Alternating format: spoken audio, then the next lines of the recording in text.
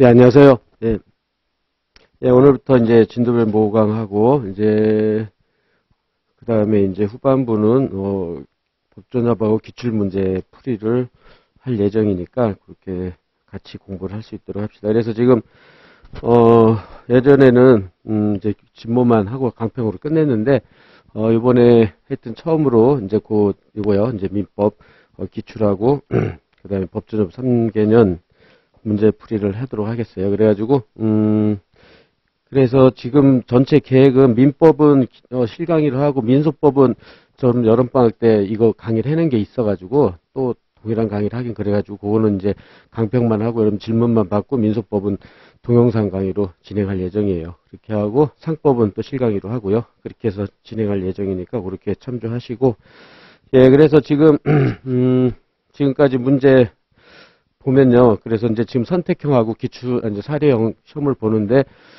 대부분 여러분들도 많이 경험을 해봤겠지만은 이제 법전형 문제에서 많이 출제되는 경향이 있어요. 특히 사례는 한 3개년 안에서 이제 범위에 인해서 본시험이 비슷한 유형의 문제들이 많이 출제되고 있기 때문에 이번 기회에, 많이 여러분들 연습을 할 수 있도록 하시고, 그래서 지금 1순환 때는 여러분들이, 그래서 지금, 1순환 때는 이제 기본 사례, 여러분들이 하여튼 지금 어떤 사례집을 했든 어떤 기본 사례를 충실하게 했어야 돼요. 그죠? 이게 실력이 있어야 돼. 이게 없으면은 이거 굉장히 문제가 어렵거든요. 법전 문제들이. 그래가지고 그거 하기에는 너무 벅차니까 일단 기본 사례 충실히 여러분들이 아주 기본에 충실하게 연습을 하시고 지금 2순환인데, 지금 이제 사례든 선택형이든 최근 법전형 문제 위주로 출제를 할 거예요. 그렇죠? 그러니까는, 그래서 이번 연습을 하면은 기본 사례에다 법전형까지 하면 본시험에서 충분히 거의 8, 90%는 대비될 거라고 봐요. 그래서 예년에도 그랬지만은 하여튼 그 정도 될 수 있다. 그렇게 보고요. 그래서 지금, 법전협이 지금 올해가 21년이고 이제 6월, 8월, 요건 나중에 요번 일요일 날 8월, 법전협 이제 꼭 공개 강의를 하니까 여러분들이 그때 한번 참조하시면 될 거고 나중에 자료는 나눠 드릴게요. 이거는.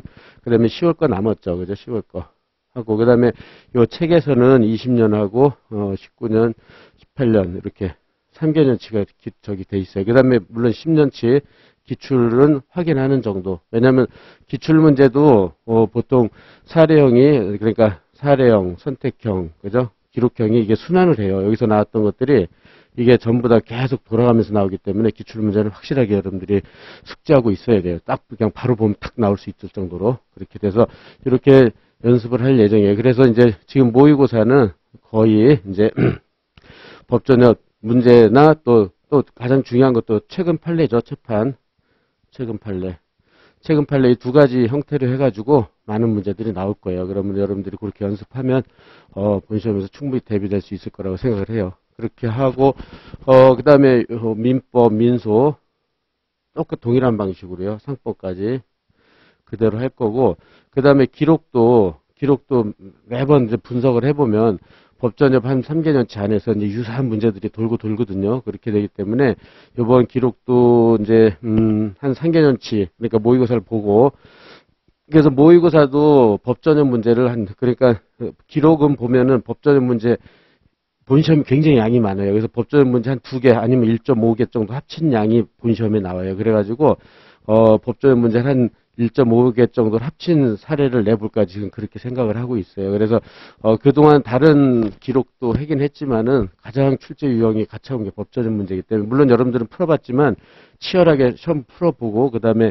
그 메모 작성하는 법 알고 그렇게 연습을 하면 훨씬 나을 거예요. 그래서 매년 보면은 작년에도 그렇게 연습을 해서 대부분 저랑 같이 공부한 학생들은 100점 이상을 맞은 것 같아요. 그래서 합격해서 찾아와가지고 그런 얘기를 하고 그랬는데 여러분들도 충분히 그렇게 될 수 있을 거예요. 그래서 기록에서 100점 이상 맞으면 거의 붙을 확률이 높으니까 그렇게 생각을 해가지고 그 다음에 이제 우리 하는 이거 민사요. 민사 여기서도 그죠? 250점이잖아요. 그죠? 이것도 여러분들이 1문 150, 2문 그 다음에 350점이잖아요. 그죠? 거기서도 한 60% 그죠? 60% 이상을 맞으면 고득점으로 붙잖아요. 그죠? 그렇게 되니까 그렇게 될 수 있을 거라고 생각을 하고 예, 그래서 지금 그렇게 계획을 해가지고 하는데 지금 여러분들이 1시간 30분 동안 시험을 보고 그 다음에 선택형 10문제, 그 다음에 사례형인데, 강평 3, 40분 하고 나머지 시간을, 이 문제 푸는데, 그래서 여러분들이, 아마 먼저 풀게 될 거예요. 그러니까 내일 시험 문제 나오는 것도 먼저 풀고, 이제 연습을 하게 될 거예요. 그렇게 돼서, 그 다음에 모레 그렇게, 그래서 계속 지금 요 책이 한 350페이지 되거든요. 그러니까 기출하고 법전형 문제가. 근데 우리가, 민법 강의가 12회니까 12회 나누면 한 30페이지는 해야 돼, 하루에. 그러니까 시간이 굉장히 빠듯해요. 그러니까 좀, 하여튼, 핵심적인 것만 이렇게, 강의를 하고, 나머지는 여러분들이 연습할 수 있도록. 그래서 사례풀이 구조하고 키워드 위주로만 빨리 진행을 할 예정이에요. 그렇게 생각을 하시고, 예, 그 다음에 지금 12회 진도를 나갈 거고, 그 다음에 이제 출제 문제는 지금 본 것처럼 우리 강의 계획서 맨 뒤에 보면 알겠지만은, 우리 사례형, 민법, 그죠? 민법 사례형, 이문을 보면 100점인데, 굉장히 이게 양이 많아요. 이것도 굉장히 양이 많고, 난이도도 굉장히 높고, 양도 많아요. 그러니까는, 요번에 기회에 철저하게 본시험에 맞춰가지고요. 그래서 거기서 보면은 본시험 문제하고, 제가 출제하는 문제하고, 좀 비슷비슷하게, 양하고 난이도를 비슷하게 맞춰서 출제할 예정이니까, 여러분들이 그렇게 생각을 하시고, 그 다음에 거기 나가지만 실전 답안 보시고, 그죠? 그래, 그 10점 배점에 한 13줄, 15점 18 내지 19, 20점이면 26, 7, 그 다음에 30점은 39, 40줄. 이 정도는 맞춰야 돼요. 맞춰가지고 해야 내면을 채울 수 있어요. 내면을. 그래서 지금 100점 만점 내면이니까 여러분들이 상당히 빠르게 속독을 해야 되고 또 빨리 써야 돼요. 그렇죠? 빨리 써가지고 내면을 좀 될 수 있으면 다 채울 수 있도록, 그죠? 풀로 100% 채울 수 있으려고 자꾸 노력을 해야 돼요. 안 그러고 지금 여러분 오늘 시험 봤지만 4면 중에 한 3면만 쓰거나 이렇게 한 사람들이 많았을 거야 아마. 그러면은 아무래도 점수가 낮아지니까, 물론 키워드 위주로 철저히 잘 쓰면 그래도 고득점을 하겠지만은 될 수 있으면 다 쓰려고 노력을 할 것. 알았죠?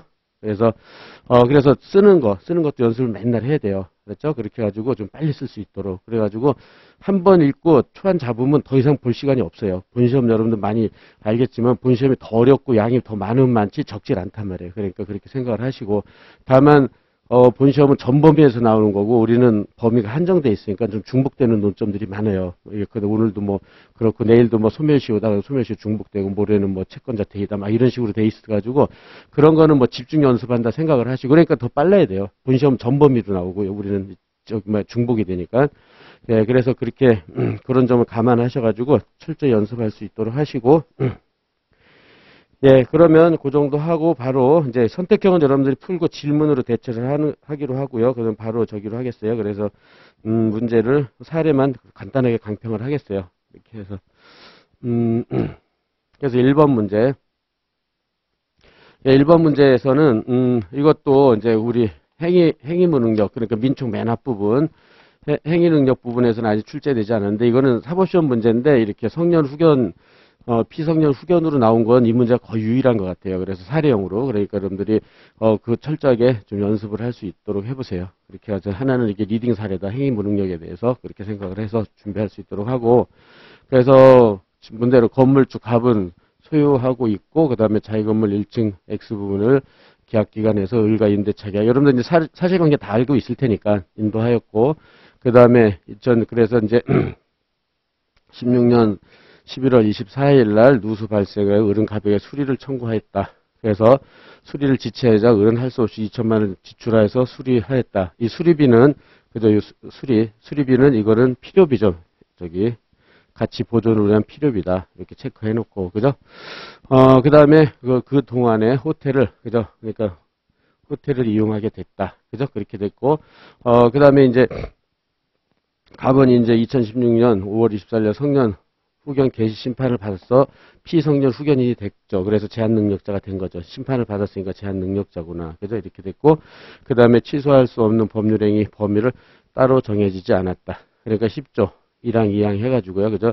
10조 1항에 피성년 후견인의 법률행위는 취소할 수 있어요. 그죠? 취소할 수 있고, 2항에서 취소할 수 없는 법률행위 범위를 정했으면 취소할 수 없지만 그걸 정해지지 않았기 때문에 취소할 수 있다. 따라서 법률행위를 취소할 수 있다. 취소 가능. 이렇게 체크해놓고, 그 다음에 갑은 갑의 성년 후견인인 병은 문제세요. 그래서 2017년 2월 24일 임대차 계약을 취소해버렸다. 그죠? 임대차 계약을 취소하고 그 다음에 을에게 X건물의 반환, X건물 반환과 취소 후에 사용이익 반환 청구를 했고 그 다음에 을은 수리비 2천만 원, 그 다음에 수리 기간 동안 호텔 이용 비용과 지금까지 지급한 차임 반환할 때까지 건물 반환을 거절하면서 반환을 거절했으니까 동의항이죠. 이렇게 하고 그 다음에 금원의 반환을 청구하고 있다. 각각 을의 주장이 인정될 수 있는지 여부를 논하라 이렇게 돼 있죠. 이렇게 돼가지고 예 그러면 문제 1번을 보면 이게 이런 문제가 이제 변호사 시험에서도 많이 나오는데 예컨대 비교해서요. 여러분 비슷한 문제가 주로 매매에서 많이 나와요. 매매에서. 그래서 주로 시험은 거의 매매에서 나오니까 매매다. 그럼 얘는 매도인이고 매수인이다. 그죠? 매도인이고 매수인이고 그럼 매도인은 여기다가 이제 소유권 이전해주고 인도를 해주죠. 그죠? 얘는 매매 대금을 주고 돈을 주겠죠. 매매 대금을. 그런데 지금 법률행위가 무효 취소 해제. 그죠? 무효가 되거나 취소가 되거나 해제가 됐다. 어쨌든 무효가 되는 거죠. 그죠? 그런 급부청산이 일어나는데 이렇게 돼가지고 그렇다면 여기서 갑하고 을 따로 비교를 해보면 그러면은 을은 갑은 을한테 청구할 수 있는 거, 을은 갑한테 청구할 수 있는 거 이렇게 그죠? 그러니까 이 기간 동안에 계약하고 무효 취소 해제된 기간하고 그죠? 이렇게 무효 취소 해제된 기간하고 계약하고 요 기간 동안 그죠? 이렇게 해가지고 그러면 갑은 을한테 그죠? 소유권 반환 청구하고 인도 반환 청구 소유권 반환, 그 다음에 인도 청구를 할 것이고, 그죠? 또 얘는 돈에 매매대금 반환 청구를 하겠죠.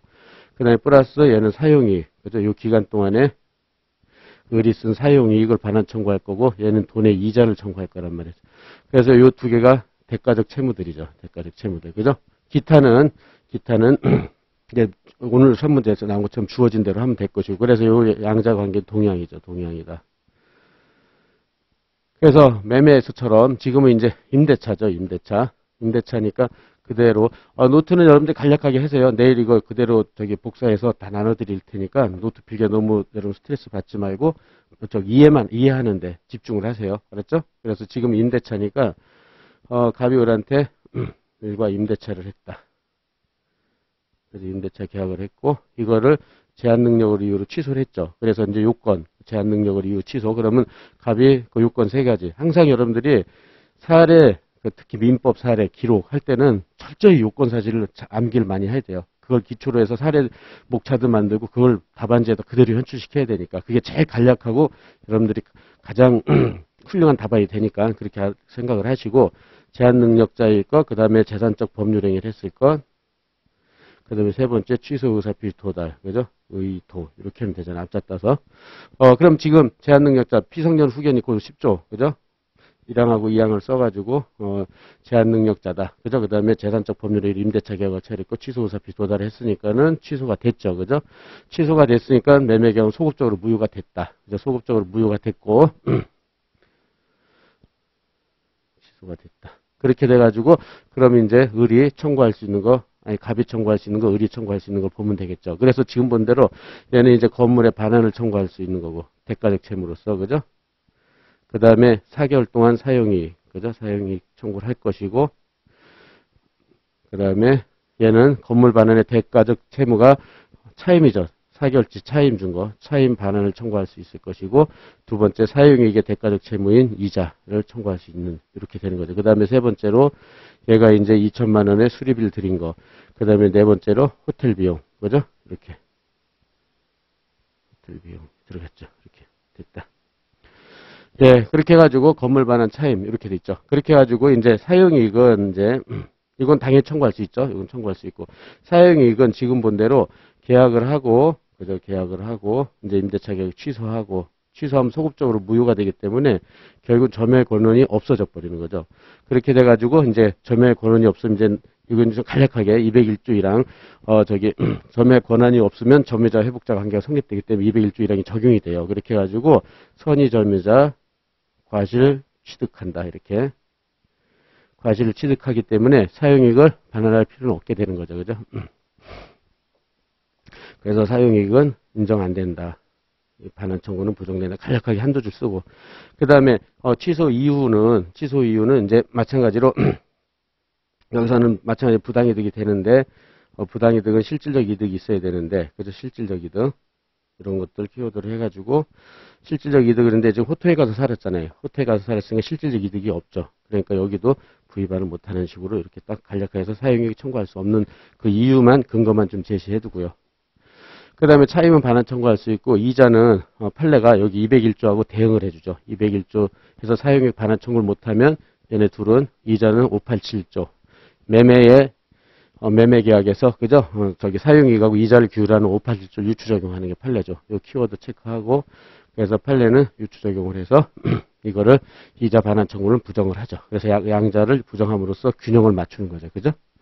그 다음에 2천만원. 2천만원 이건 임대차 가격이 유효하다면 필요비 상환 청구를 할 수가 있어요. 필요비 626조죠. 그렇지만 여러분들이, 저기 매매에서, 여기 가장 여러분들 계속 할 건데, 저희처럼 매매 계약이 무효 취소가 됐다. 이렇게 됐을 때, 하여튼 계약이 무효 취소 해제돼서 무효가 됐다. 그죠? 이렇게 돼서 유효부터 합시다. 유효. 계약이 유효하면, 그러면 매도인, 매수인 또는 임대인, 임차인은 일정한 채무를 부담하죠. 채무가 있다. 채무가 있고, 둘이, 그러니까는, 소위등 해주고, 매매대금 주고, 여기처럼 임차 목적물 사용 수익회하고 차임 주고, 이런 채무가 있단 말이에요. 따라서 이거를 각자 청구를 할 수 있고, 그래서 만일 이거를 청구를 해서 이행을 하지 않으면 채무 불이행이 인정이 되고, 채무 불이행을 위해서 손배도 할 수 있고, 그 다음에 해제도 할 수 있고, 이렇게 되는 게 다 되는 거죠. 그죠? 이렇게.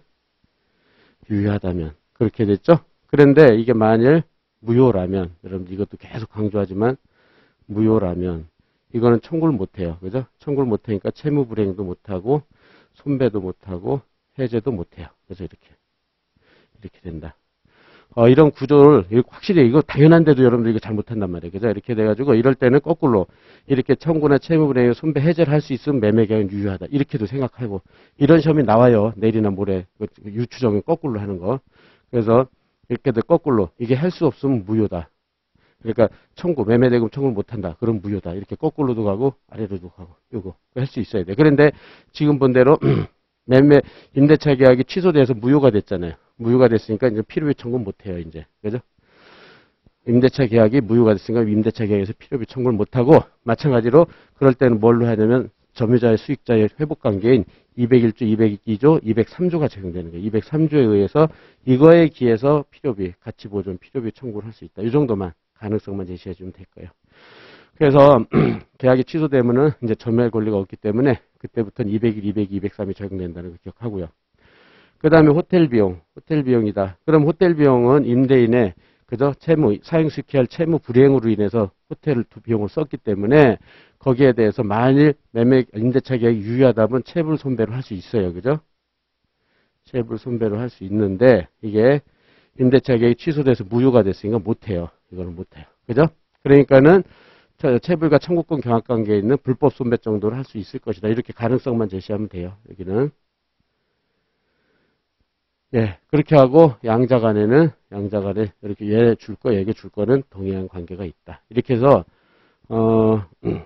여기까지 정리하면 되겠죠. 그래서 이거는 매매가 나오든 임대차가 나오든 쌍무계약 나왔을 때는 항상 그죠? 이렇게 해서 무효, 취소, 해제됐을 때 관계. 해제는 뭐 원상회복 관계를 따로 규율하지만 무효 취소했을 때는 이 관계 그죠? 이렇게 나올 수 있다는 거 알았죠? 그렇게 해가지고 여러분들이 정리를 좀 할 수 있도록 합시다.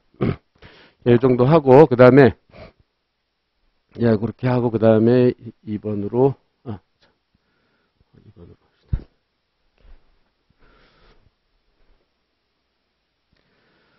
예, 요것도, 법전형 문제, 거기 밑에다 이렇게 해놨거든요. 이거 2019년 2차 법전형 문제예요. 그렇기 때문에.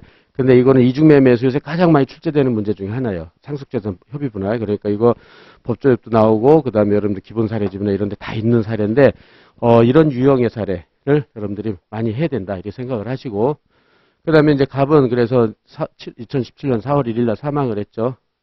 병의 상속인으로서는 자아로서 갑과 정이 있었고, 근데 갑은 4월 1일 아버지가 죽기 전에, 그죠? 2월 1일 을에게, 그죠? 을에게, 갑 부 소유인 X아파트 자신의 매도인의 매매 계획을 체결했다. 이건 타인 권리 매매죠. 그러면 이따 당시, 2월 1일 당시는 타인 권리 매매예요. 그죠? 아버지 거 팔았으니까. 이렇게 넣고. 그 다음에 2017년 이제 아버지가 죽고 5월 1일 날 소유권 이전 등기를 맞춰주기로 약정하고 계약금 중도금을 받았어요. 그죠? 그런 다음에 갑은 X아파트 매매 계약을 체결한 사실을 아버지가 죽고 나서 정에게 말했고, 이를 들은 정은 주택 가격이 급등하니까 X아파트 계속 가지고 있는 게 좋겠다고 하면서 소유권 이전을 적극 만료했고, 적극 만료. 이게 배저까지 이제. 갑은 이를 받아들여 4월 7일 날 정과 상속재산 협의 분할 협의를 했다. 그죠? 그래서 결론 이건 여러분들 잘 알 거예요. 이거는 103조에 반해서 배임의 적합가담이죠. 배적가 판례. 이거 쓰는 게 가장 핵심이죠. 요 판례, 요 키판례를 쓰는 게 여러분들이 가장 중요해요. 그죠? 이거 찾아내고. 그 다음에 정명으로 X 아파트에 관해서 상속 원인으로 해서, 그죠? 소유등 전부 2분의 1을 다 상속을 했죠. 그죠? 그 다음에 어른 상속자산 협의 반사질서 무효라고 주면서 소유등 말소를 청구했죠. 전부 말소. 결론부터 얘기하면 여러분들 이건 잘 알죠. 전부 말소가 아니라 정은 정당한 상속인이기 때문에 2분의 1은 유효하게 소유권을 취득해요. 그러니까 2분의 갑의 지분인 갑은 자기가 2분의 1 지분을 취득해서 넘겨줘야 되는데 그거에 대해서만 무효가 된다는 거. 무효의 범위. 요거까지 찾아내면 이제 끝났죠. 뭐. 그죠? 그렇게 하고. 그런데 이제 여기서 어른 상속재산 협의 분할 4일째 반의 무효라고 정명의 소유등은 그냥 말소 청구를 했어요. 말소 청구. 그 다음에 법원의 결론을 논하라 이렇게 돼 있잖아요. 그죠? 이랬을 때 그럼 문제 2번에서 예, 문제 소재 대충 보고 그 다음에 이럴 때는요. 그냥 정한테 전부 말소를 청구했잖아요. 이랬을 때는 항상 직접 최대 이렇게 직접 말소 청구를 할 수 있는지 검토하고 그 다음에 이게 되면 논의 안 해도 되고 최대 그죠? 이거 안 해도 이게 안 되면 최대를 하고 이게 아주 세트예요. 세트 나중에 많이 하게 될 거예요. 직접 최대 직접은 나중에 보면 채청 물청 채청에서는 약정 법정 이런 순서로 딱 돼 있거든요. 사례 풀이 구조가 그러니까는 여러분들은 항상 이렇게 그냥 여기서는 아무런 제한 시험 문제 자체가 채권자 대의를 했다 그러면 그것만 하면 되는 건데 여기는 그냥 나왔잖아요. 그랬을 때 직접 말소를 한다. 그러면 이제 을이 정한테 정은 을에게 말소하라. 직접 말소에 소를 제기할 수 있는지 이걸 하는 거죠. 그럼 214조 소유권의 방해 배제로서 을 소유 정등기 원인 무효. 이거 요건 사실 정확히 외우고요. 그럼 을이 소유가 되려면 여기 뭘 차관하느냐. 그럼 여기서 이제 갑하고 정이 상속재산 협의 분할을 했고 협의 분할은 1015조. 그죠? 요거를 쓰면 되겠죠. 본문에 의해서 상속 개시 그러니까 4월 1일 날 아버지가 돌아가실 때 소급표가 있단 말이에요. 그죠? 소급적으로 정소유가 된단 말이에요. 정소유. 그죠? 소급표로 정소유가 된다. 그렇게 하고 115조 단서에서 1015조 단서에서 소급표가 나오면 항상 제3자 권리 침해하지 못한다는 조문이 따라 나온단 말이에요. 그래서 제3자 권리를 침해하지 못한다. 그죠? 요거 권리 침해를 못한다. 따라서 을이 그죠? 여기 제3자에 해당된다면 제3자에 해당되면 만일 그죠? 해당되면 이제 을 소유가 될 수 있단 말이에요. 그죠? 을 소유가 되고 그다음에 정등기가 되고 원인 무효가 될 여지가 있단 말이에요. 근데 판례는 뭐라고 그러냐면 을 소유가 인정될 여지가 있지만 판례 여기서 이제 키판례는 그러나 판례는 여기 115조 단서의 제3자에 해당되려면 저기 해제를 인한 제3자처럼 비슷하게요. 실세, 법, 완까지 요구한다 보면 돼요. 이렇게 실질적으로 새롭게 법률상 이해관계를 맺고 완전한 권리, 등기나 인도, 등기까지 갖춰야 된다고 보는 거죠. 등기를 요구한다. 그죠? 근데 지금 사안에서는 등기가 안 돼 있죠. 등기가 안 돼 있으니까 제3자가 안 되죠. 그러니까는 여기서부터 탈락이죠. 그래서 해설을 보고요. 예, 그래서 을 소유가 안 되는 거예요. 그래서 직접 말소 청구 못 한다. 이런 식으로 쭉 가서 말소 간단하게 쓰고. 그러니까 이제 주된 논점은 채권자 대위가 되겠죠. 채권자 대위. 그래서 을은 갑, 갑은 정 이렇게 해서 그죠? 그래서 을은 갑한테 대해서 매매견 소유 등이 있잖아요. 피보전 채권. 갑은 정한테 대해서 말소 등기 청구권으로 피대위가 있어요. 그죠? 따라서 채권자 대위를 하는 거죠. 그래서 정은 말소하라. 이렇게. 예, 알았죠? 직접 최대. 이렇게 간략하게 언급하고. 그래서 최대는 마찬가지로 사례풀이 구조 체크하고, 그 다음에 청구 요건. 이건 여러분들 다 잘 알 테니까 피보전. 그죠? 보필 볼 때 피보전, 보전의 필요성, 채무자 권리 불행사, 피대위가 있어야 된다. 그죠? 여러분들 보면서 같이 꼭 쓰는 것보다 암기를 자꾸 하려고 해보세요. 그죠? 그래서 그럼 피보전 채권은 의뢰 매매기한 소유 등이 있다. 그 다음에 이건 특정 채권이니까 무자력 필요 없다. 그죠? 채무자 권리 불행사한다. 피대위 권리가 문제가 된다. 이렇게 해놓고 피대위 다시 올라가는 거죠. 피대위. 그래서 피대위 권리가 뭐가 있느냐. 그래서 피대위 권리로서는 갑의 을에 대한 말소 등기다. 갑의 정에 대한 말소 청구. 이것도 214조. 요건사실, 갑소유, 정등기, 원인 무효. 그죠? 이렇게 된다. 그래서 여기다가 그 판례를 쓰는 거죠. 그죠? 상속재산 협의 분할이, 갑과 정 사이의 상속재산 협의 분할이, 그죠? 103조에 반해서 패적과, 배임행위에 적극가담했다. 사실은 그대로 쓰면 되겠죠? 상속인 중 1인이 매매에 대한 사실을 알면서 적극적으로 만류하면서 상속재산 협의 분할하는 것은 103조에 반해서 배적과의 배임에 적극가담해서 무효다. 그죠? 이렇게. 근데 무효의 범위는 정은 정당한 상속이니까 갑의 지분만. 그죠? 갑의 지분. 가분의 1 지분만 무효라는 거. 그죠? 따라서 이 판례를 정확히 쓰고 언급하고, 저희는 실전 답안에 있는 정도 쓰면 될 거예요. 그래서 하고, 그래서 2분의 1에서는 갑이 소유가 됐고, 등기가 됐고, 2분의 1에서 무효가 됐죠. 그죠? 이렇게 돼가지고, 이거는 2분의 1 한도 내에서 말소청구권 인정된다. 그죠? 그런 다음에 세 번째, 그럼 정의 항변. 이중매매 법리 유추 적용할 때는 항상, 그죠? 103조에 반하니까 항상 따라다니는 게 746 본문의 불원급이에요. 불원급. 불법 원인 급여. 불법 원인 급여일 것.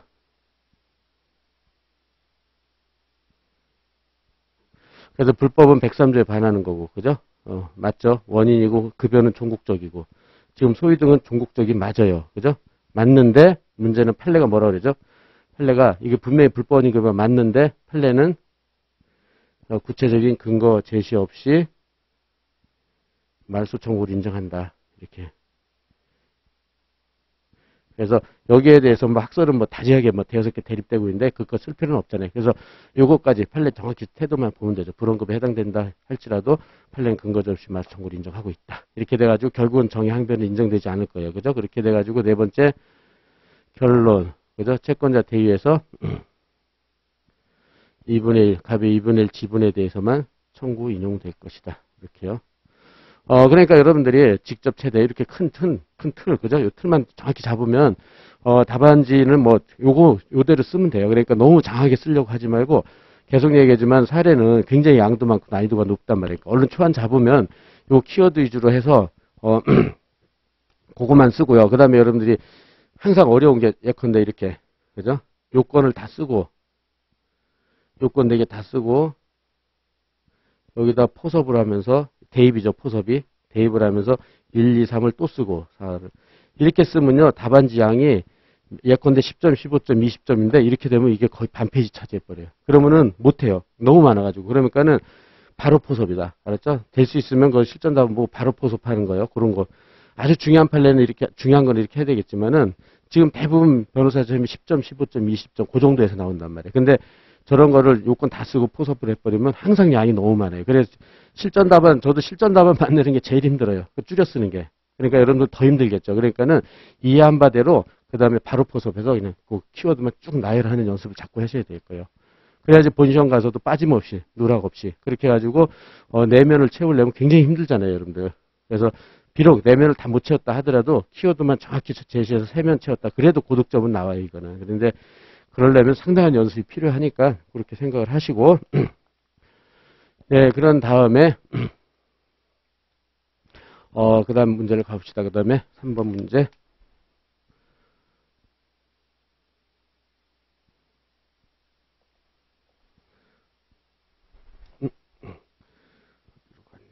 그러면 3번 예, 그래서, 그리고 실제로 여러분들 이제 법전협 기출문제나 그 본시험 기출문제 보면은, 민총에서는 거의 시험이 출제가 안 돼요. 근데 이제 그 중에서 제일 유명한 것만 하는 거예요. 제일 유명한 것만.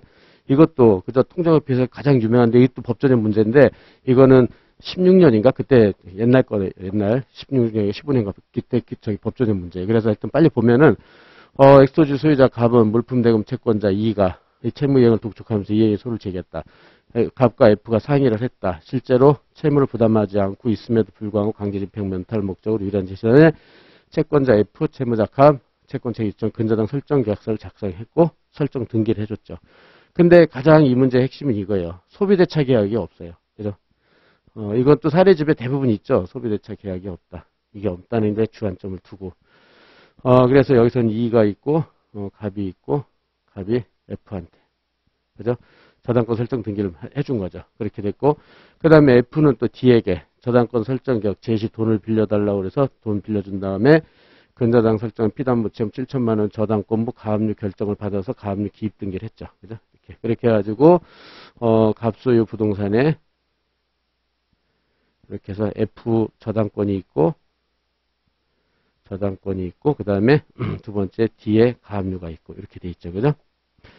그래서 이제 E는 갑을 대위하여, 그죠? E는 갑을 대위하여, 그 다음에 여기서 본 대로 F를, 피고로 F명의 저당권이 원인 없이 건너서 F명의 저당권 말소, 그 다음에 여기에 대해서 D에 대해서는 F 저당권 말소에 대한 승낙 의사 표시. 이건 기록형도 나올 가능성이 있으니까 준비해놓는다. 그죠?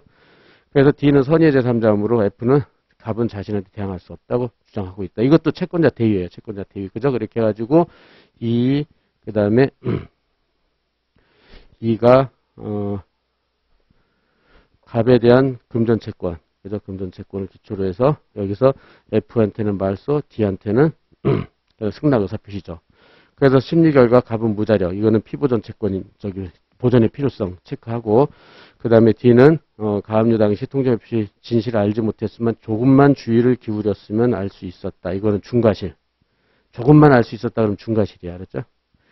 그래서 이해 청구에 대한 결론. 그래서 여기서는 그 다음에 채권자 대인 앞에서 했기 때문에 그죠? 이거는 쓰지 말라는 뜻이에요. 그래서 이것까지 쓰면 한 20점, 25점 될 거예요. 그러니까 그거는 피보전 이거는 되겠죠. 피보전 채권. 네, 그래서 그대로 연습을 해보면 세 번째 문제 소재에서 그래서 이해하고 그 다음에 E가 그죠? 여기서 갑한테 갑이 F, D 그죠? F한테는 말소 저당권 말소고 얘한테는 가압류 등기가 돼 있으니까 말소 등기에 이해관계에 있는 제3자다. 그래서 승낙을 구하는 거죠. 승낙을 이렇게 됐죠. 그렇게 해가지고 여러분들이 이 문제 원문을 내둔 게 본시험에서는 이렇게 채권자 대위로 나올 수도 있으니까 그래서 연습을 해놓으라는 뜻이에요. 그래서 청구 요건 똑같이 여기서 피보전, 보존의 필요성, 채무자 권리불행사, 피대위. 피보전 채권은 금전 채권이고 무자력은 주어졌죠. 권리불행사, 피대위가 있는지 그죠? 요거죠. 그래서 다시 가서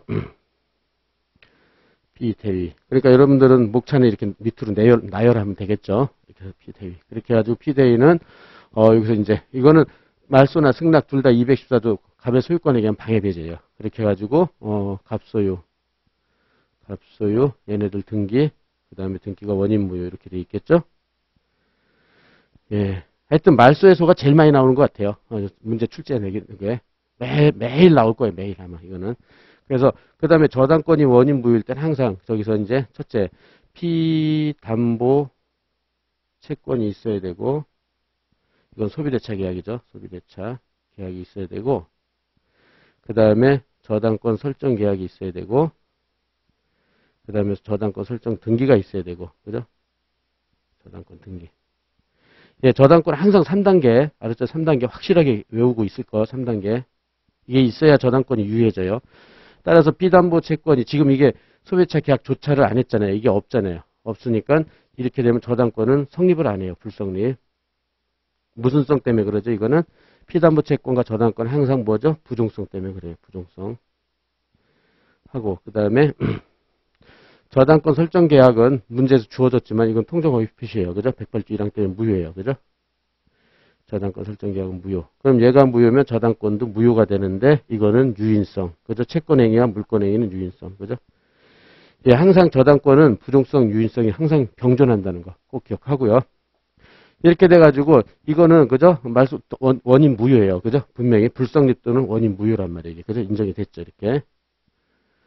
그러니까 여기에 대해서 마찬가지로 누가 저기 F나 D의 항변인데 F는 할 게 없어요. 그죠? F는 할 게 없고 D만. 그죠? D는 뭐냐면은 여기서 여기에 대해서 그죠? D는 108조 2항의 선의 제3자 해당된다. 그죠? 따라서 나한테는 무효 주장을 못한다. 그래서 이걸 주장할 수가 있죠. 대항 불가. 그리고 판례에 따르면 선의는 추정되죠. 선의는 추정된다. 그 사실 통장의 표시 모르는 걸 추정되고 그 다음에 과실 유무는 불문한단 말이에요. 그죠? 과실은 불문한다. 그래서 아무리 중과실이 있어도 이게 그 문제에서 불문한다는 거 체크해 놓고요. 그죠? 따라서 중과실. 그 다음에 제3자는 실세법. 실질적으로 새롭게 이해관계를 맺고 여기는 완전한 권리가 필요 없어요. 등기나 인도 갖출 필요가 없어요. 통장의 표시는 아까 말한 대로 548이나 1015조 그것만 완전한 권리를 요구하고 여기 실세법이에요. 실세법. 그죠? 됐죠? 그 다음에 세 번째 대항 불가니까 무효 주장을 못한다. 딱 이걸로는 대항이 가능해요. 이걸로 대항 가능하다. 대항 가능하니까 F의 말소 등기에 대해서 실제법상 대항 가능하니까 이 측면에서는 승낙 의무가 없어요. 없으니까 저기는 D는 승소할 가능성이 있는데 문제는 얘 때문에 그죠? 피보존이 없다는 거 여기에 대해서는 D가 이건 통정의 표시가 아니잖아요. 그냥 아예 체결을 안 했으니까 이거는 대항할 수 있는 수단이 없어요. 그래가지고 여기서 이 측면에서는 또 승낙 의무가 있어요. 말소 등기에 대해서. 그러면은 승낙 의무가 없고 있고 있을 때 승낙 의무가 뭐 한 100개 사유 중에 다 승낙 의무가 없다. 하나라도 승낙 의무가 있으면 이건 승낙 의무가 있는 거예요. 알았죠? 승낙 있는 거. 알았죠? 승낙 의무가 있다. 그렇기 때문에 여기 비록 저당권 설정 계약 자체는 통정의 표시로 대항할 수 있어도 소비대차 계약이 없다는 것에 대한 대항할 수단이 없어요. 그래서 승낙 의무가 있고 이것 때문에 D는 지는 거예요. 그렇게 해가지고 그래서 결론 승낙 의무가 있으니까 여기서 세 번째, 네 번째 결론은 결국은 청구 인용이에요. 청구 인용. 그죠? 승낙 의무도 인정되고 말소도 인정돼요. 알았죠? 이거는 정확하게 둘로 나눠서 해야 돼요. 알았죠? 여러분들이 이거 잘못하면은 저당권 설정계에서 통정의 표시 무효이다. 근데 대항 가능하다. 따라 승낙 의무가 없으니까는 D는 기각, F는 인용 이렇게 하면 안 된단 말이에요. 이 소비자가 없다는 데서 승낙 의무가 있기 때문에. 알았죠? 이렇게 준비를 해놓는다. 예, 그래서 요것도 이 틀만 잘 알으면 쉽게 돼요. 그죠? 쉽게 될 수 있으니까 여러분들이 그렇게 준비를 해둘 수 있도록 하고 지금 민초에서 가장 찍히는 문제 중에 하나잖아요. 얘가 이렇게 해서 사실 또 있도록 하고 그 다음에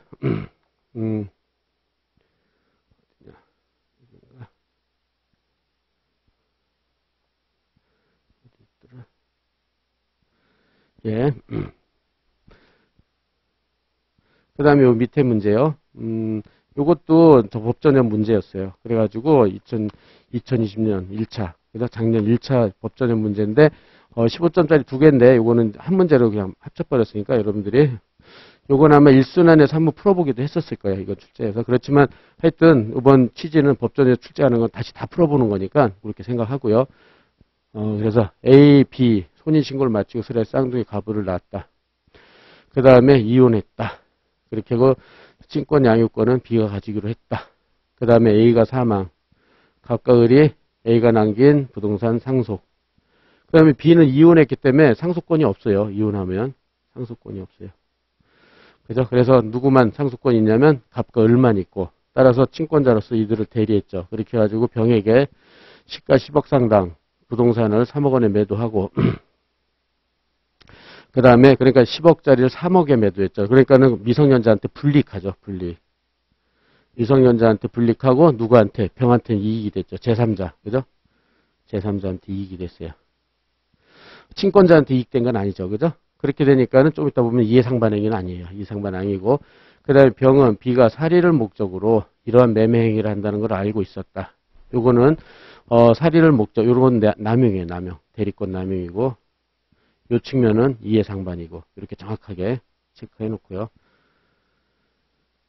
그 다음에 2010년 7월 1일 B는 X부동산에 관한 각각 을로 상속 원인 2분의 1 지분 소유 등을 맞췄다. 각각 을. 그 다음에 병합으로 소유 등을 해줬다. 그렇게 되니까는 초안을 잡으면 여기서 맨 처음에 A가 사망 A 소유였겠죠. A 소유였다가 그 다음에 2번 해가지고 갑과 을이 2분의 1씩 상속 등기를 했겠죠. 2분의 1, 을도 2분의 1. 그랬다가 병한테 전부 상속을 했으니까 3번 병한테 2분의 2. 그죠? 이렇게 해서 전부 상속이 됐겠죠. 그죠? 이렇게 정확하게 등기부도 될 수 있으면 요 정도는 그려서 할 수 있도록 하세요. 알았죠? 이렇게 하고. 그 다음에 병은 이러한 사실을 숨긴 채 그 다음에 숨겼으니까 정한테 또 매도했다. 그래서 이제 정의까지 간 거야. 이렇게. 그죠? 4번 정 2분의 2 소유 등이 됐죠. 이래서 이제 갑과 을은 이제 또 마찬가지로요. 6월 4일에 이해 상반 또는 친권남용을 이유로 각각 병과 정을 상대로 금형의 소유권 이전 등기 말소를 구하는 또 말소에서 또 나왔죠. 물론 중복되지만 어쨌든 그저 그냥 청구에 대한 결론을 논하라 이렇게 해놓고 예 그러면 또 해봅시다. 그러면은 문제 4번에서 문제 소재 그러면 여기서 이제 갑과 을이 원고가 돼서 그죠? 2분의 1 지분씩 가지고 있었으니까 병과 정한테 대해서 또 말소의 소를 제기한 거죠. 224조 소유권행위 방해배제 하고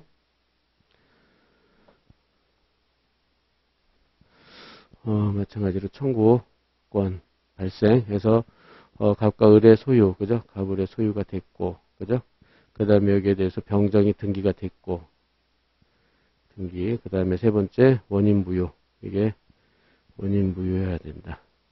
무효. 이렇게. 그럼 원인 무효가 되는 이유가 뭐 있느냐? 그렇게 되면은 일단은 첫째 이해상반 행위가 되느냐?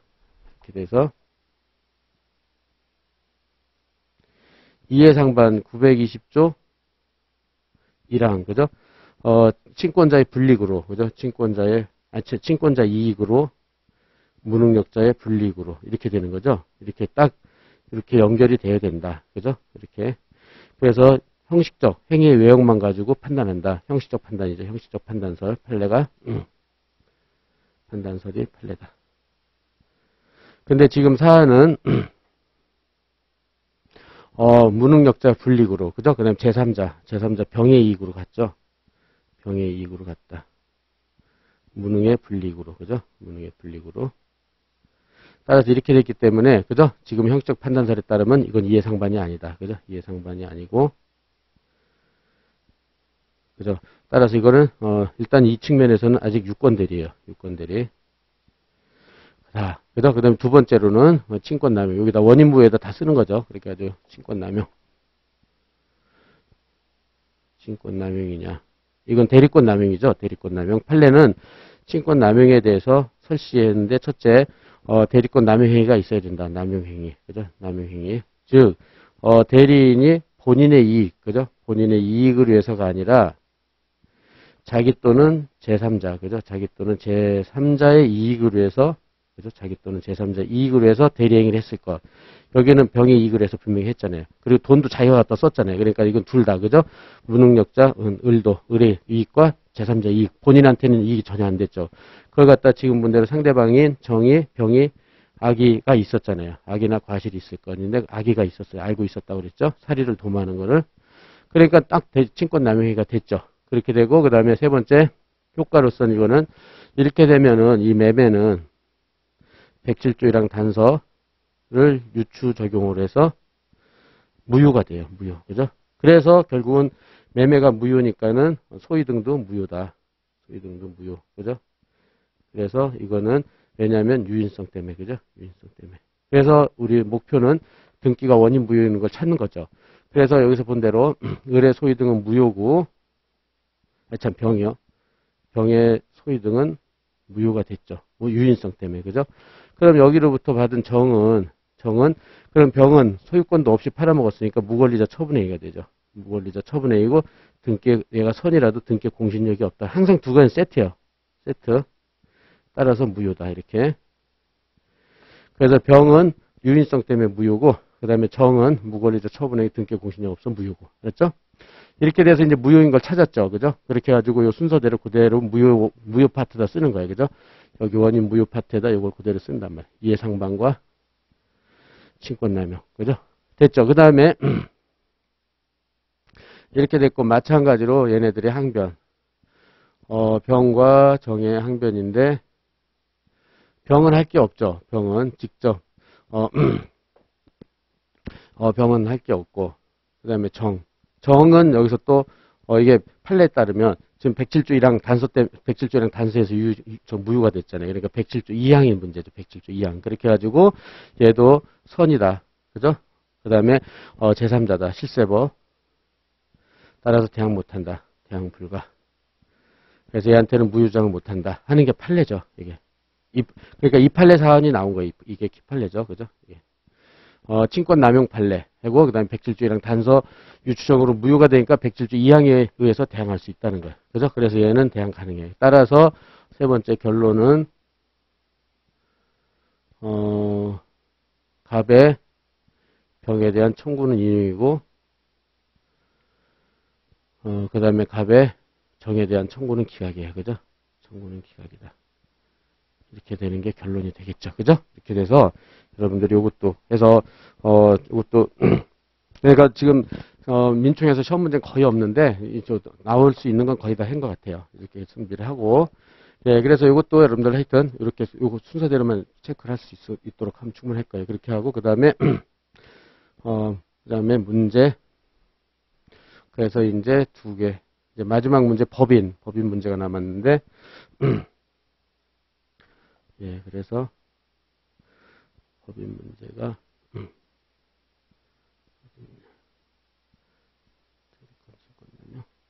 예, 그래서 민법에서는 법인 문제보다 법인은 상법에서 많이 나오기 때문에 법인의 이론을 그대로 비법인에다가 대입시키는 사례가 다른 국가 시험에서 많이 나와요. 그리고 법전협에서는 법인 문제 하나 있긴 있었는데, 일단 비법인이 더 출제 가능성이 있어 보여가지고, 이걸 냈는데요. 이거 다른 국가 시험에서 나온 건데, 일단 38위는 주택법에 따라 조합장으로 하고, 얘가 대표죠. 그러니까, 비지역 주택조합을 결성을 했다. 그 다음에 정관을 작성한 다음, 설립인가를 받았다. 이렇게 돼서 주택법에 하면 주택조합 비법인 사단. 이건 조합이라고 해서 조합이 아니에요. 비법인 사단이에요. 그렇죠? 그래서 비법인 사단. 그래서 이게 저런 말이 없으면은 여러분들이 비법인 사단인 걸 찾아야 돼요. 조다단, 조직행위 다수결 단체성 이렇게 써가지고 비법인 사단이다 이렇게 준비해놓고 그 다음에 여기 정관에 의하면 사업자 시행, 시공회세, 약정은 총회 결의를 거쳐다. 그 다음에 부담이 될 계약도 결의를 거쳐라. 이렇게 정관에 의해서 제한을 해놨죠. 정관에서. 그런 결의가 없을 때 모두 무효라고 규정돼 있다. 그런데 A는 대표자가 총회 결의를 거치지 않고 B 조합과 C 건설에서 아파트 신축 도급 계약을 체결했고 C와 그 다음에 D 회사가 C와 건설에서 신축 토목공사 하도급 받자 A 총회 임원의 결의 없이 B 조합이 D 회사와 그죠? 하도급 대급 보증 계약을 체결했고 그 다음에 A는 아파트 신축공사 대금을 마련하기 위해서 임원의 결의 없이 마찬가지로 B조합의 토지를 두고 X토지를 이에게 매도하는 매매계약 3개. 계약이 3개예요. 계약이 3개. 도급, 보증, 매도. 그죠? 그런 다음에 여기서 B조합과 C건설회사 사이에 각 계약들이요. 도급계약, 그 다음에 보증계약, 매매계약의 효력. 그러니까 모든 문제, 이 사례 하나에 다 들어가 있으니까 다 연습해 볼 수 있도록 하고. 예, 그래서 그럼 요것도 여러분들이 체크를 해봅시다. 그러면은 문제 5번째. 보통 본시험에서도 한 6개 나오잖아요. 보통 6개. 짧게 뭐 5점, 10점 해가지고 7개, 8개 나오고 되는데, 비문, 2문이나 1문에서 보면요. 그죠? 그렇게 돼가지고 본다. 그렇게 해가지고, 첫째, 각계약의 효력. 각계약의 효력이다. 그죠? 그랬을 때 여기서는, 그렇다면은, 여기서 비조합이 있고, 이게 비법인 사단이죠. 비법인. 그 다음에 A가 대표고 대표로서 C, D, E와 C와 도급 계약을 했고, 그죠? 얘는 보증 계약을 했고, 그죠? 보증 계약을 했고, 얘는 매매 계약을 했단 말이에요. 매매 계약을. 이렇게요. 예, 그랬을 때, 각 계약의 효력. 그렇다면은, 이거 여러분들 이제 법인이나 비법인이나 A 대표의 행위가, 이 행위가 비법인한테 효과가 기속되려면, 효과 기속 요건. 효과가 귀속되기 위한 요건. 요거를 잘 알아야죠. 요거를. 그래서 앞자 따서 하면 권대 법정남이에요. 그러니까 권대. 책엔 다 있으니까 여러분들이 법정남. 요 순서대로 검토를 하는 거예요. 순서대로. 즉 그럼 무슨 말이냐? 비법인의 권리 능력을 벗어나면 절대 무효예요. 그래서 권리 능력 범위 내야 되고 권리 능력 범위 내. 그다음에 권리 능력 범위 내에도 대표권을 벗어나면 또 안 돼요. 대표권을 벗어나면 안 돼요. 대표권 외에 내, 대표권 내. 내 행위해야 되고, 그 다음에 대표권 범위 내 행위라도 남용을 하면 안 돼요. 그죠? 사익법익, 사익법익인데, 법인의 이익, 이렇게 나눠가지고, 사익을 도모하는 게 이제 대표권 남용이잖아요. 그죠? 남용. 한다. 그래서 이거면 안 돼요. 따라서, 이렇게 세 개, 권리 능력 범위 내, 그죠?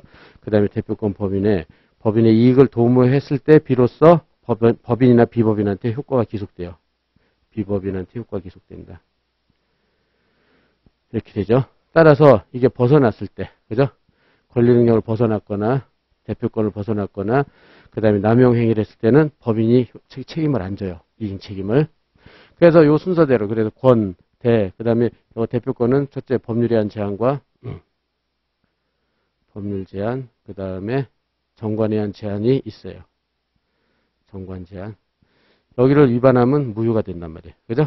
이렇게. 그래서 여기 순서대로. 그래서 이제 순서대로 그대로 순서대로 하는 거예요. 이렇게 해서 권, 대, 법, 정, 남 이렇게 순서대로 5개를 다 검토하는 거예요. 물론 논점이 없으면 빼버리면 되는 거고.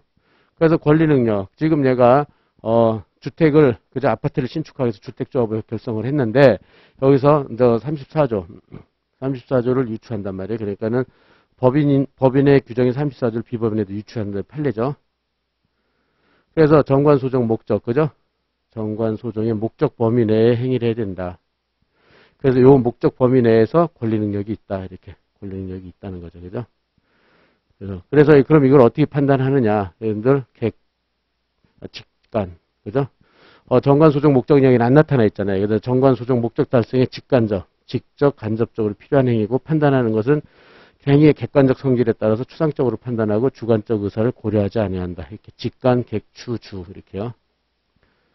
이거는 민법, 상법 다 똑같죠. 그죠? 직간, 객추주 이렇게 한다. 이렇게 돼가지고 사안에서 포섭을 할 때 주택조합이 그죠? 아파트를 건설하기 위해서 저기처럼 도급계약하고 보증계약하고 매매계약하는 것은 직관적으로 필요한 행위고 객관적 추상적으로 판단해봤을 때 그죠? 그렇기 때문에 이건 권리능력 범위 내다 이렇게 포섭하면 돼요.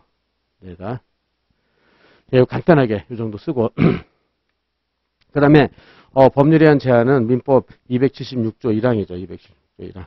왜냐하면 비법인 사단은 총유란 말이에요. 재산관계가 총유라서 얘네들이 처분 총유물에 대해서 관리행위, 처분행위, 처분 변경행위, 보존행위까지 그죠? 보존행위까지도 보존행위는 각자 할 수 있다는 규정이 없으니까 여기에 해당되죠. 여기에 대해서 276조에 의해서 총회 결의를 요구하죠. 총회 결의를 요구한다. 결의를 요.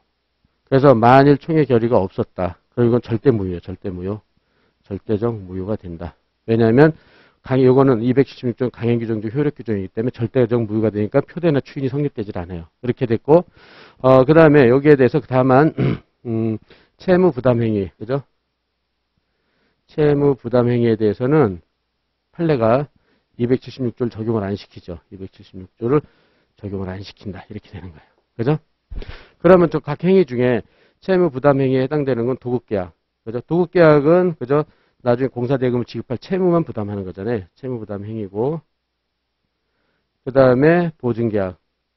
보증계약은 종래판례까지 간단히 언급해야 되겠죠?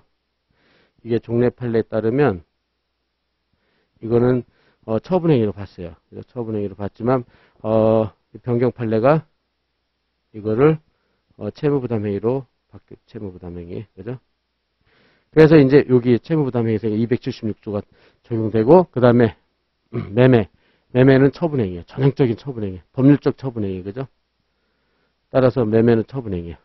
이렇게 됐다. 따라서 매매는 여기서 나왔죠. 처분행위니까 총회 결의가 없었잖아요. 그러니까 절대 무효가 됐고, 그 다음에 도급계약이나 보증계약은 일단 채무부담행위가 되니까 276은 적용 안 된다. 이렇게 되고요. 그러면은 얘네들은 뭐가 적용되냐면 지금 도급계약이나 보증계약은 저기 조합원들한테 부담이 되는 계약이잖아요. 돈을 내야 되니까. 그죠? 그래서 정관에서 결의를 얻도록 제한했죠. 여기 결의를 요구한다. 결의를 요구했죠. 근데도 여기서는 결의 없이 이런 계약을 체결했단 말이에요. 그죠? 계약을 했다. 이때 계약의 효력이 어떻게 되느냐. 계약의 효력. 이렇게 되는 거죠. 정관에 의한 제한. 그죠? 이거는 좀 밑으로 내려가서. 그럼 여기에 대한 판례 태도. 그죠? 여기에 대해서 판례는 뭐라고 그러냐면, 비법인 사단은 설립 등기가 없잖아요. 그죠? 비법인 사단은 설립 등기가 없다. 따라서 60조. 등기를 해야지 대항 요건을 구비한다는 60조가 적용이 안 된다. 그래서 준용될 여지가 없다. 따라서 이 정관에 의한 제한은 내부적 의사결정에 불과하다. 결정에 불과해서 이거를 위반해도 원칙적으로 유효하다. 그래서 유효하고 다만 상대방이 선의, 악이나 과실이 있을 때만, 그죠? 악이나 과실이 있으면 이때는 무효가 되고 이건 비법인 사단이 증명해야 된다. 요 이론을 이렇게 판례 이론, 그죠? 판례는 이런 이론을 취한단 말이에요. 그죠? 그래서 여기에서 분명히 내부적 의사결정에 불과하고 위반해도 유효해요. 그리고 상대방의 악이나 과실이 있으면 무효인데 지금 이런 사정이 없죠. 그러니까는 유효하다고 할 것이다. 이렇게 답은 이렇게 내리면 되겠죠. 그죠?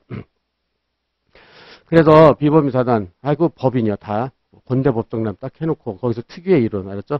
요거 200 여기 34조 유추 적용, 그다음에 276, 그다음에 정관에 제한 법이, 그죠? 법이 판례가 딱 제한하고 있다. 그죠? 예, 그래서 요거만 간단히 쓰면 돼요. 이렇게 해서 이렇게 순서대로 쓴다. 이렇게 하고 그다음에 마지막 문제로서 2번. 예, 그래서 요번에는 B조합의 대표자 조합장 A가 대표자죠. 그 다음에 을에게 대표자의 모든 권한을 포괄적으로 위임했고 그 다음에 을은 조합의 도장 등등등 모두 집행하면서 조합의 대표자로서 이런 건 사실상 대표라고 그러죠. 이런 건 사실상 대표. 이건 민법이나 상법이나 이건 대표자로 인정을 해요. 사실상 대표는. 그래서 그 다음에 엑스토질이 E에게 2억 원의 매도하고 계약금 중도금까지 받았다. 조합 과정에서 을은 총회 결의를 거치지 않았다. 근데도 처분 권한 수행하는 것 결의서를 허위로 작성해서 E에게 제시하였다. 그래서 또 E는 B를 상대로 불법 손배를 청구할 수 있냐. 왜냐하면 아떼과 매매 계약은 처분행위에 해당되니까 이건 무효예요. 절대 무효. 그죠? 그러니까 매매 계약이 유효를 원인으로 해서 소유등 청구 같은 건 못 한단 말이에요. 그죠? 이렇게 따라서 불법 손배를 청구를 할 수 있느냐. 이렇게 되는 거죠. 그래서 불법 손배도 권대법정남이 제일 중요해요. 결국은 문제 5번, 6번이죠, 이제. 그래서, 문제 소재에서, 그래서 이제 B조합이, 을이 B조합한테, 불법 손배. 이건 35조죠. 대표기관에 행위에 따른 35조를 유추 적용한다. 비법인 사단이. 이것도 정확히 쓰고요. 대표자의 행위에 따라서 비법인이 불법행위 책임질 때는 35조를 유추 적용한다는 거. 그렇게 해가지고 그대로 요건, 대직타. 이것도 그대로 외우고요.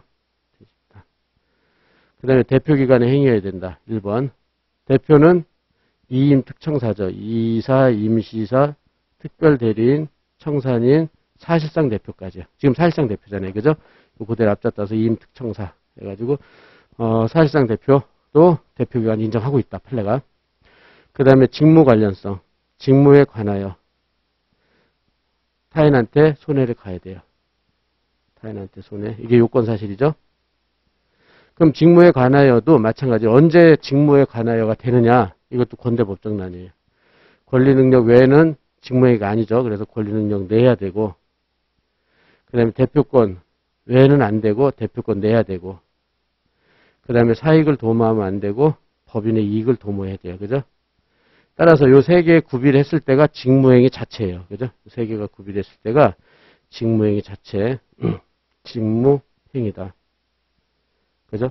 그러니까 자체가 되니까 이 행위에다가 손해가 있으면 35조가 당연히 적용돼요. 그죠? 근데 문제는 여기서는 시험에 잘 안 나오고 권력력 벗어난 행위를 했거나 대표권을 벗어난 행위를 했거나 사익을 벗어난 행위, 남용 행위를 했다. 그죠? 요 행위는 분명히 직무행위가 아니에요. 그죠? 직무가 행위가 아니다. 아님에도 판례는 무슨 이론을 취하냐면 근데 직무행위 같은 외형은 있단 말이에요. 외관. 따라서 직무행위는 아닌데도 외형은 있기 때문에 상대방이 외형을 보고 직무행위가 아니라는 거에 대해서 선이 무중이다. 그렇게 되면 법인은 책임을 지죠. 그러나 악이 중과실이 있을 때는 법인은 책임이 있고 여기서는 법인, 여기서는 비법인이죠. 비사단법인. 여기는 중과실 때는 책임이 없게 되는 거죠. 그죠? 이렇게. 예, 그렇게 해가지고 여기서는 중과실이 있다, 악이 있다 이런 사정은 안 보이잖아요. 그래서 이거는 선의 또는 무중과실에 해당된다. 그래서 책임이 있다. 이렇게 가는 거죠. 이렇게. 됐죠? 이렇게 준비하고 예, 외형 이론이 중요하죠. 이거 정확하게 알았죠? 3개. 직무행위 아니다. 아니라는 걸 알았느냐 몰랐느냐. 법인 책임진다. 여기는 몰랐고 다만 여기서 그 의리 비법인한테 조회를 해봤으면 알았을 텐데 못했다. 그런 거는 중과실까지 아니고 판례는 경과실 정도를 인정을 해요. 그래서 경과실 정도다. 조회하지 않은 거는 이렇게 된다. 그래서 법인이 책임진다. 이렇게 되고 타인한테 손해는 대표자 갑이 을한테 750조. 얘는 고의로 그죠? 또 계약금 중동을 빼돌렸잖아요. 그러니까는 750조 성립되겠죠. 이렇게 됐다. 그렇게 하고 마지막으로 효과에서는 비법인은 손배 책임이 있다. 그리고 범위에 대해서는 항상 요 경과실이 있다 해가지고 과실상계 까먹지 않도록 하고요. 과실상계까지 언급을 하면 될 거예요. 해는 만큼 될 것이다. 이렇게. 그래서 35조도 유명하니까 그죠? 이렇게 돼가지고 법인까지요. 그래서 민총 앞부분 오늘 이제 110조까지였죠. 그 중에서 가장 유명한 것만 여러분들이 했고 그 안에 있는 법조의 문제는 다 푸는 것 같아요. 이렇게 해서 여러분 그렇게 해서 준비를 할 수 있도록 하고 시간이 꽤 갔네요.